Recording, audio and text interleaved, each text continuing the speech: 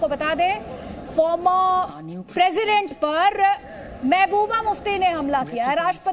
पूर्व राष्ट्रपति माफ कीजिएगा, रामनाथ कोविंद पर महबूबा मुफ्ती द्वारा हमला किया गया। वो कह रही हैं कि बीजेपी के एजेंडे को पूरा किया गया।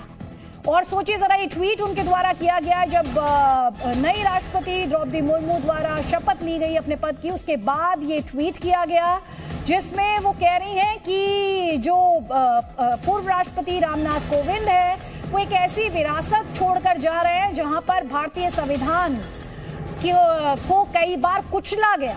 ये आरोप लगा रही है महबूबा मुफ्ती और कह रही हैं कि चाहे वो आर्टिकल 370 को हटाया जाना हो, CAA हो, या फिर माइनॉरिटीज को जिस तरह से टारगेट किया जा रहा है, दलित्स को जिस तरह से टारगेट किया जा रहा है, पूर्व राष्ट्रपति कोविंद ने सिर्फ बीजेपी का जो राजनीतिक एजेंडा था उसे आगे बढ़ाया और ये करने में उन्होंने संविधान का भी मान नहीं रखा। तो ये बड़ा हमला किया गया है महबूबा मुफ्ती द्वारा। जल्दी से कमेंट अमीक जमई, संविधान को कुचला, फॉर्मर प्रेसिडेंट रामनाथ कोविंद ने बीजेपी के एजेंडे को आगे बढ़ाया। ये लोकतंत्र में क्या इस तरह की क्रिटिसिज्म की गुंजाइश है? नहीं, मैं बहुत ज्यादा सहमत नहीं हूं महबूबा जी की जो भी वक्तव्य है। लेकिन राष्ट्रपति और उपराष्ट्रपति जी के बारे में ये माना जाता है कि जो कैबिनेट की जो फैसले होते हैं, कैबिनेट के जो नोट्स होते हैं, वो उससे ज्यादा उनकी कोई बहुत ज्यादा, हमारे भारत के लोकतंत्र में हमने कभी ऐसा देखा नहीं है कि वो सरकार के किसी बिल के खिलाफ, सरकार के किसी स्टैंड के खिलाफ कोई सुमोटो लें।